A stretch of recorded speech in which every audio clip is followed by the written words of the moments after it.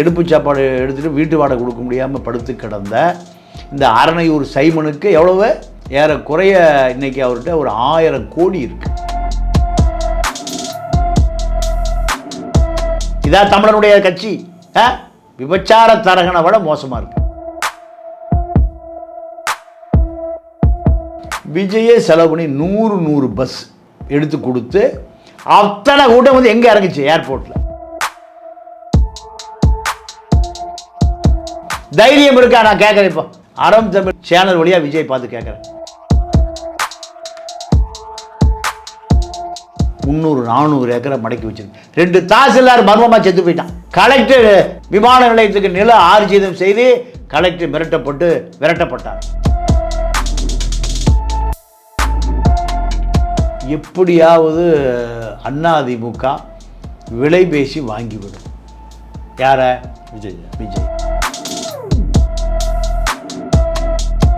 விஜயை நெருக்கமானவங்க சொல்கிறாங்க, சரியான பயந்தாங்குள்ளிங்க. தலைவா படம் எடுக்கும்போது பிடி செல்வகுமார் கேட்குறாரு, அந்த தயாரிப்பாளர் 26 கோடி ரூபாய் செலவு, 26 கோடி கொடுத்துட்டு நம்ம விளையாட்டு பார்க்கலாம். ஐயோ அதெல்லாம் பண்ணிடாதீங்க அம்மாவுக்கு எதிராக.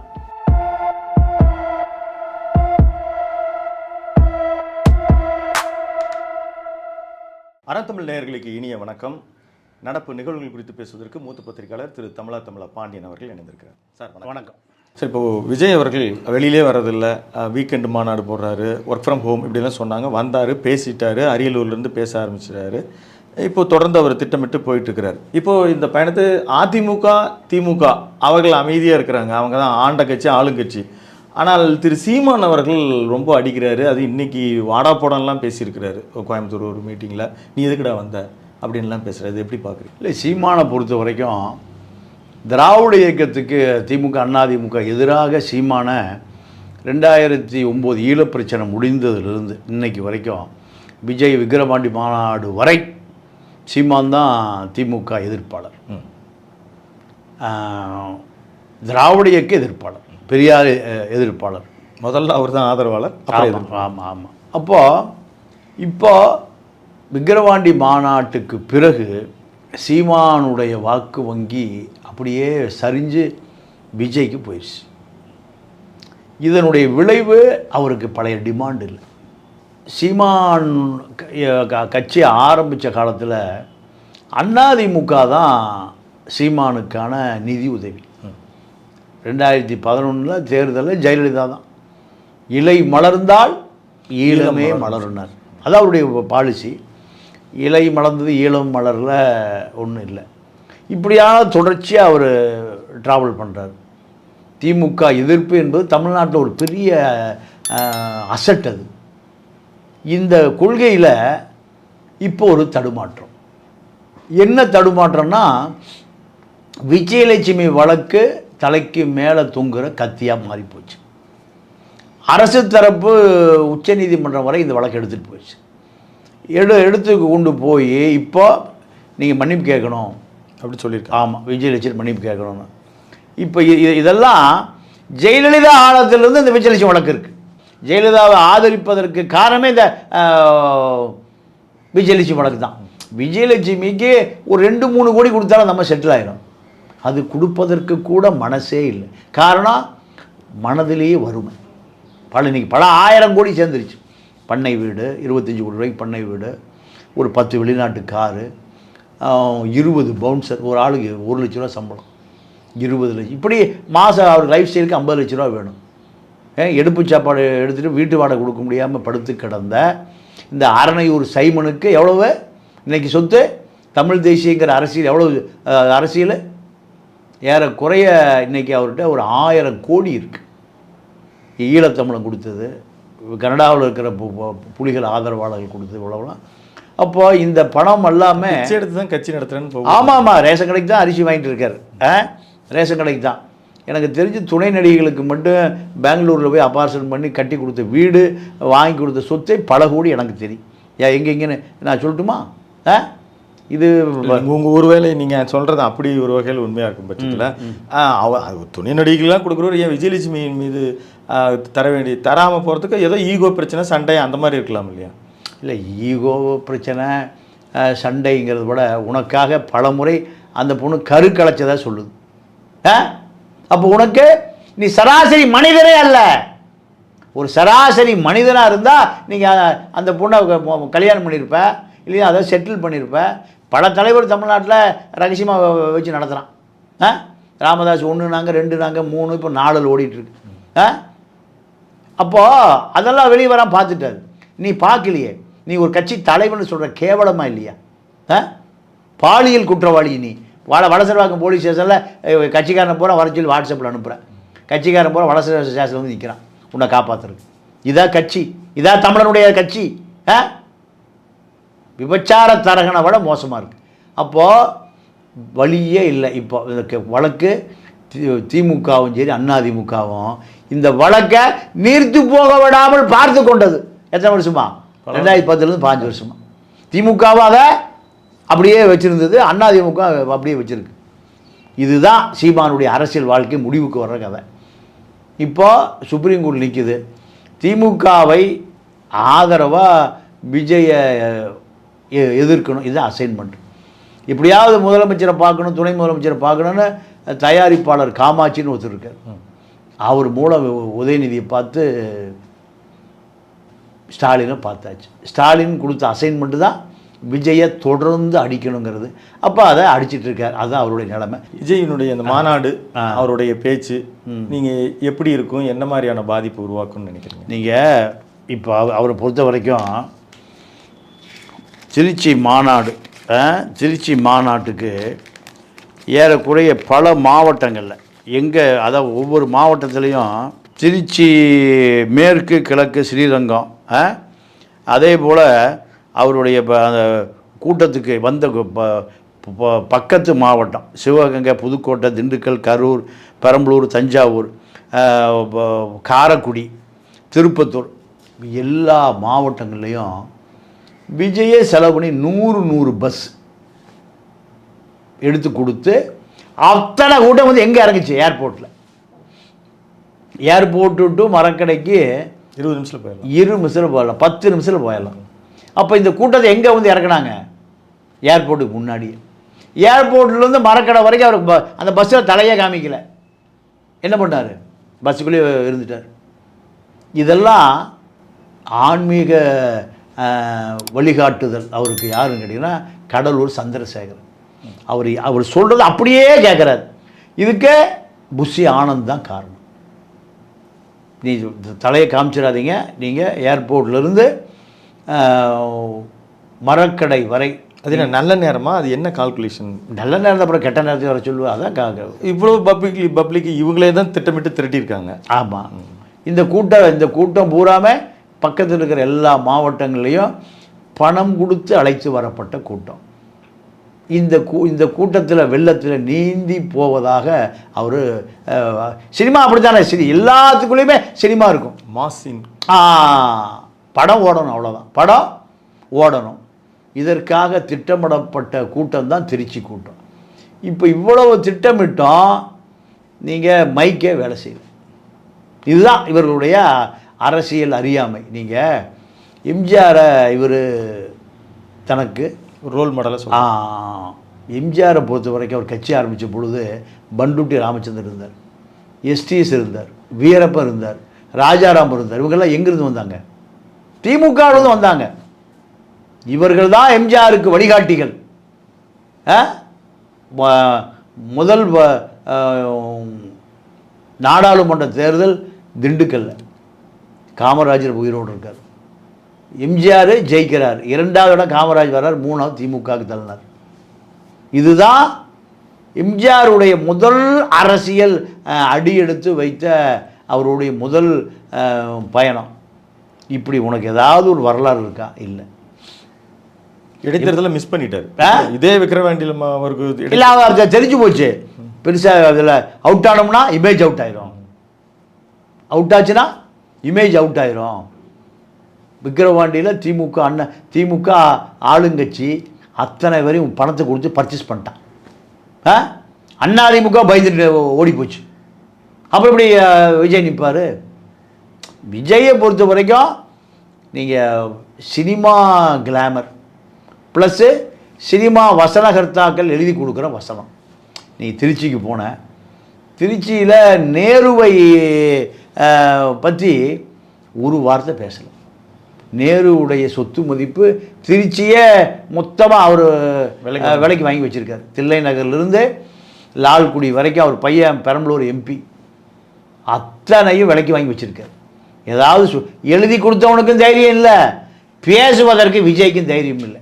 நான் என்ன கேட்குறேன், நீ விமான நிலையம் பரந்தூருக்கு போனையில், பரந்தூரில் விமான நிலையத்துக்கு கட்ட வேண்டிய தேவையே இல்லை. அதுக்கான 400 ஏக்கர் நிலம் எங்கே இருக்குன்னா விமான நிலையத்தை ஒட்டியே இருக்குது. தைரியம் இருக்கா? நான் கேட்குறேன். இப்போ அறம் தமிழ் வழியாக நான் கேட்குறேன், 400 ஏக்கர் எங்கே இருக்குன்னா ஏர்போர்ட் ஒட்டியே இருக்குது. மணப்பாக்கத்தில் 400 ஏக்கராக இருக்குது. எம்ஜிஆர் நகர் ஒரு ஏரியா இருக்குது, அங்கே 400 ஏக்கரா நிலத்தை நம்ம அண்ணா நகர் எம்எல்ஏ மோகனுடைய மகன் கார்த்தி, சபரீசனுடைய கூட்டாளி மடக்கி வச்சுருக்கார். எவ்வளோ ஏக்கரா? 400 ஏக்கர். 400 ஏக்கர். நீங்கள் அங்கே எவன் நிலம் வாங்கினாலும் சரி பத்திரப்பதிவு நடக்காது. நீங்கள் 13 ஏக்கரா மீனாட்சி சேம்பர் பட்டா லேண்டு, இதை மிரட்டி 3 கோடி ரூபாய்க்கு வாங்கியாச்சு. இப்படி இந்த அது ஒரு வில்லா கட்ட போகிறாங்க 40,000 கோடி பட்ஜெட்டில். எவ்வளவு? 40,000 கோடி பட்ஜெட்டில் திமுகவுக்கு நெருக்கமான குடும்ப நட்பு அண்ணா நகர் மோகனுடைய மகன் கார்த்திகே 40,000 கோடி ரூபாய் பட்ஜெட் போட்டு வச்சுருக்கார். ஆந்திரா குலுட்டி. இதை விஜய் போய் அங்கே எந்த கட்சியும் போராடுறது இல்லைங்க, எல்லா கட்சியும் வாங்கிட்டு பயந்துட்டான். காமராஜ் அதிமுகவினுடைய முன்னாள் கவுன்சிலர் காமராஜ் தான் அங்கே ஆளினாள். காமராஜுடைய அப்பா எம்ஜிஆருடைய ராமாவரம் தோட்டத்தில் தோட்டக்காரர் மகனை 1 ஏக்கரா மடக்கி வச்சுருக்கார். மிலிட்ரி லேண்டு ஒரு 100 ஏக்கரா இருக்குது. அத்தனை நிலங்க ஒரு 100 ஏக்கரா வாங்கிட்டாங்க. யார்? அந்த கம்பெனிக்கு பேர் என்ன தெரியுமா? ரெட் பிரிக்ஸ், சிகப்பு செங்கல். ஏன்னா அங்கே செங்கல் சூளை இருந்ததுக்கு ஒரு காலத்தில். அதனால் அந்த வில்லாவுக்கு பேரை 3000 முதல் 5000 வில்லா போட போகிறாங்க. ஒரு வில்லா ஏறக்குறைய 3 கிரவுண்டில் 300-400 ஏக்கரை மடக்கி வச்சிருக்கு. 2 தாசில்தார் மர்மமாக செத்து போயிட்டான். கலெக்டர் விமான நிலையத்துக்கு நில ஆர்ஜிதம் செய்து கலெக்டர் விரட்டப்பட்டார். இது எத்தனை வருஷமாக நடக்குது? ஒரு 15 வருஷமாக நடக்குது. அங்கே போய் போராடுங்களேன். விஜய்க்கு தெம்பும் திராணியும் ஆண்மையும் இருந்தால் அந்த பரனூர்லாம் போக வேண்டியதில்லை. மணப்பாக்கத்திலேயே 500 குடும்பம் இருக்குது எம்ஜிஆர் நகரில். பட்டா லேண்டில் 500 1000 பேர் இருக்கான். 1000 பேர் விரட்டுறதுக்கு முயற்சி பண்ணுறாங்க. யார்? திமுகவை சேர்ந்த அண்ணா நகர் எம்எல்ஏ மோகனுடைய மகன் கார்த்திக். மோகன் கார்த்திக் குடும்பமும் சபரீசன் குடும்பமும் டீ குடிக்கிறக்க சிங்கப்பூரும் துபாய் தான் போவாங்க. அப்போது சபரீசனுடைய நண்பர் என்ற தகுதி ஒரு 30,000-40,000 கோடிக்கு இருந்தால் தான் அவருடைய நண்பராக முடியும். எவனுடைய காசு? ஏழை. நீங்கள் அங்கே பூரா பார்த்தா இந்த இடம் ட்ரெஸ் பாஸ் போகக்கூடாதுன்னு 1000 பேர் குடியிருக்கான். எம்ஜிஆர் நகர்னு பேர். அத்தனை வழித்தடங்களும் அவர்களால் மடக்கப்பட்டது. எவன் கரையும் பண்ணாலும் ரெஜிஸ்டர் பண்ண மாட்டான், ஆர்டிஓ என்ஓசி கொடுக்க மாட்டாங்க. இப்படி அந்த இடம் ஒரு தீவை போல மடக்கப்பட்டு கிடக்கு. All party cutting. அனைத்து கட்சி ஜாங்கின்னு ஒரு மீசை அதிகாரி அவர் அங்கே அது தோண்டுனா பல எலும்புக்கூடு வரும். அத்தனை பேருடைய உடல் அங்கே புதைக்கப்பட்டிருக்கு. இந்த இடத்த விமான நிலையத்துக்கு விஜய் போராடி எடுத்து கொடுக்க சொல்லுங்களேன். அதுக்கெல்லாம் வாய்ப்பே இல்லை. என்ன காரணம்னா இவர் எங்கே போனாலும் மேலாமினிக்கு அரசியலை பேசிட்டு எழுதி கொடுத்தவனுக்கும் தைரியம் இல்லை, அதை பேசுகிறவனுக்கும் தைரியம் இல்லை. இதுதான் விஜய். திருச்சி முடிச்சுட்டு அரியலூர் போகிறாரு, அங்கே பேசியிருக்காரு. வர்றேன் அரியலூர் போகிற வழியில் 50 பேர் 100 பேர் தான் வெளியில் நின்னான். கூட்டமே இல்லை. திருச்சியில் கூட்டம் சேர்த்தப்பட்டது. இயற்கையான கூட்டம் எங்கே இருக்கணும்? திருச்சி டு அரியலூர் போகிற வழியில் அந்த கூட்டம் இருந்துருக்கணும்ல. கூட்டமே இல்லையே. இவருடைய நிலைமை என்ன ஆகும்னா, விஜயகாந்த் எப்படி இவ்வளவு பெரிய மாசத்தை திரட்டினார், 14% ஓட்டை வாங்கினார், முதலமைச்சராக வேட்பாளராக பார்க்கப்பட்டார். இதெல்லாம் முடிஞ்சு போய் இப்போ எவ்வளோக்கு வந்துருச்சு? 0.5% 1% வந்துருச்சு. இதே போன்ற விஜயுடைய நிலைமை இன்னொரு 5 வருஷம் 10 வருஷத்துக்கு தான் வரும். இல்லை இப்போ 26 ஒரு மூத்த பத்திரிகையாளர் பல தேர்தலை களம் கண்டவர், பார்த்தவர், நீங்கள் எழுதினவர், ஒரு 10-15% அவர் இப்போ பிரிக்க மாட்டாரா? இல்லைங்க, அப்போ அவர் எப்படியாவது அதிமுக விலை பேசி வாங்கிவிடும். யாரை? விஜய். இந்த விலை கட்டுப்படலைன்னா டெல்லியிலிருந்து அழுத்தம் கொடுக்கப்படும். இந்த அழுத்தத்துக்கு முன்பு விஜய் காணாமல் போவார். அதாவது இப்படித்தான் வீரியமாக இருந்தார் விஜயகாந்த்.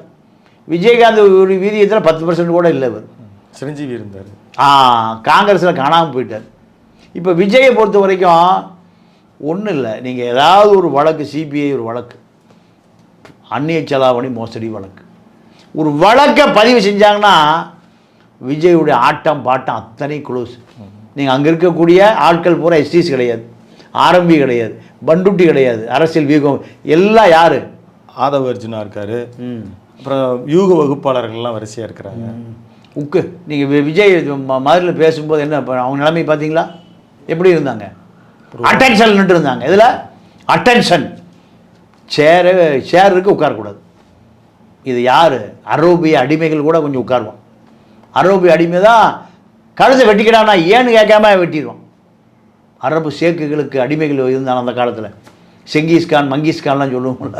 அப்போது அவ்வளவு முட்டாளாக இருப்பான். சாவு என்பது சாதாரணமாக இருக்கும் அவனுக்கு. அந்த அளவுக்கு அடிமைகள். அதே போல் 5 அடிமைகள். வெங்கட்ராமன் ஒரு ஆள் கம்பெனி கணக்கு பிள்ளை வேலைக்கு வந்தவன், அவர் தான் பொருளாளர். மாமனார் கள்ளலாற்றி வழக்கு நிறைய இருக்குது சிபிஐயில். சபரீசனுக்கு உதவியாளராக இருந்தார், பார்ட்னராக இருந்தார். அங்கேருந்து கிளம்பி திருமாட்டை வந்தார், அங்கேயும் விரட்டப்பட்டு இப்போ எங்கே வந்து சேர்ந்துருக்காரு. இப்போ ஆதவ அர்ஜுனா புஷி ஆனந்துக்கு அடிமையாக இருக்கார், விஜய்க்கு அடிமை இல்லை. புஷி ஆனந்தை மீறி ஆதவ அர்ஜுனா உட்காரவே முடியாது. இவர் என்னத்தை சொல்லி கொடுப்பார்? மைக்கே சரியாக போட தெரியல, ஒரு கூட்டத்தை ஏற்பாடு பண்ண தெரியல. இது சினிமா செட்டப்பாக இருக்கே தவிர விஜய்யுடைய அரசியல் இந்த தேர்தலில் கண்டிப்பாக தனியாக நின்னாலும் கதை முடிஞ்சுது. ஏடிஎம்கேல மிகப்பெரிய தொகைக்கு அவர் வாங்கப்பட இருக்கிறார். அவருக்கு தான் பணமே தேவையில்லை, நின்னா பணம், நடந்தா நடித்தா பணம், அதெல்லாம் விட்டுட்டு தான் வந்திருக்குன்னு தானே பிரச்சாரத்தை ஆரம்பிச்சு. இல்லை, இப்போ அவர் படம் ஒன்றுமே பெருசாக படம் எடுக்கிறதுக்கு ஆள் இல்லை. இல்லை, லியோ படமே அவர் சொந்த படம். லலித்னு ஒரு டம்மியை வச்சு பினாமியை வச்சு எடுத்தார். அவரை படம் எடுத்த அத்தனை பேர் தற்கொலை பண்ணி செத்து போயிட்டான். குஞ்சுமோனு என்ன ஆனார்னே தெரியல. ஆஸ்கர் ரவிச்சந்திரன் கதையே காணோம். லைக்கா ஏற கட்டிட்டான். சன் பிக்சர்ஸை காணோம். ரெட் ஜெயிண்ட் சேர்த்துறதே இல்லை. சன் பிக்சர்ஸ் எப்படி காணும்னு சொல்லலாம். அவங்க தான் இல்லை, விஜயை வச்சு படம் எடுக்கல. விஜய் வச்சு படம் எடுக்க விஜய் வீட்டு பக்கமே போகிறதில்ல, காணோம். அதுதான் இப்படி பிரம்மாண்ட நிறுவனங்கள்லாம் ஓடி போச்சு. இனிமேல் அவரே வச்சு அவரே படம் எடுத்து ரிலீஸ் பண்ணிக்க வேண்டியதுதான். இதுதான் நிலைமை. அப்போது இந்த பரபரப்பு பூரா 26 தேர்தலில் ஒரு முடிவுக்கு வரும். விஜயுடைய அரசியல் வாழ்க்கை அங்கிருந்து தான் ஆரம்பிக்க போதா, முடிவாக போகுதா என்பதை, அவருடைய வீரியம் என்ன, அண்ணாதிமுக. இப்போ ஏன்னா விஜயகாந்த் தனியாகத்தான் இப்போ ஆண்டவனோடும் மக்களோடும் கூட்டணினார். ஆனால் விஜயகாந்த் மனைவியும் மச்சன்னு பாய்ஸ் கார்டில் இப்போ முதல்ல பேசிட்டு வந்துட்டாங்க. நடந்ததா இல்லையா? பார்த்தோமா இல்லையா? அதை விட விஜய் அவ்வளோ பெரிய வலுவான ஆளா? விஜயை நெருக்கமானவங்க சொல்கிறாங்க, சரியான பயந்தாங்குள்ளிங்க. தலைவா படம் எடுக்கும்போது பிடி செல்வகுமார் கேட்குறாரு, அந்த தயாரிப்பாளர் 26 கோடி ரூபா செலவு, 26 கோடி கொடுத்துட்டு நம்ம விளையாட்டு பார்க்கலாம். ஐயோ அதெல்லாம் பண்ணிடாதீங்க அம்மாவுக்கு எதிராக. எங்கே போனார்? கொடநாடு போனார். அப்பாயின்மெண்ட் கொடுத்துட்டு அந்த அம்மா பார்க்கல. அந்த ராவ் பகதூர்னு நேபாளி குறுக்கா அவன் என்ன சொன்னான்? பாரு ஜாவ் அந்த பக்கம் போயா, நான் 200 கோடி, அதெல்லாம் அந்த பக்கம் போ. நடந்ததே இல்லையா? நீ உண்மையான வீரனாக இருந்தால் அங்கேயே கட்சி ஆரம்பிச்சிருக்கும். எல்லா பிரச்சனையும் வர சொல்லி இந்த அம்மா என்னை வர சொல்லிச்சுங்க. நான் மெட்ராஸ்லேருந்து ஒரு 500 கிலோமீட்டர் ட்ராவல் பண்ணி வந்தேன். என்ன பார்க்கவே மாட்டேங்க. என்ன காரணம் கேளுங்க, ப்ரெஸ் மீட் பண்ணியிருக்கலாமில்ல. அந்த தைரியமும் வீரியமும் இல்லை. ஸ்டாலின் அங்கிள் எழுதி கொடுத்தா ஸ்டாலின் அங்கிள், மோடி தாத்தா. இந்த அரசியலெல்லாம் விஜயனுடைய அரசியல் 2026 அன்னையிலிருந்து தான் அவர் வளர்றாரா தேய்கிறாரா என்பதை 26 தேர்தல் தான் அவருக்கு ஒரு பெரிய ஒரு டேர்னிங் பாயிண்ட். அதுதான் அத்தனை கட்சிகளும் எதிர்பார்த்துட்ருக்காங்க. அதுவரை இவர் தாக்கு பிடிப்பாரா, தாக்கு பிடித்து மீண்டும் எழுவாரா வீழ்வாரா என்பதை 2026 தேர்தல் ப்ளஸ் கூட்டணி தான் முடிவு செய்யும். நிச்சயமாக நாமளும் இதை பொறுத்திருந்து பார்ப்போம், விவாதிப்போம். உங்கள் கருத்து பதிவுக்கு மிக்க நன்றி. இன்னொரு சந்தர்ப்பத்தில் நன்றி, வணக்கம். நேர்களை தொடர்ந்து இணைந்திருங்கள். அறம் தமிழ். நன்றி, வணக்கம்.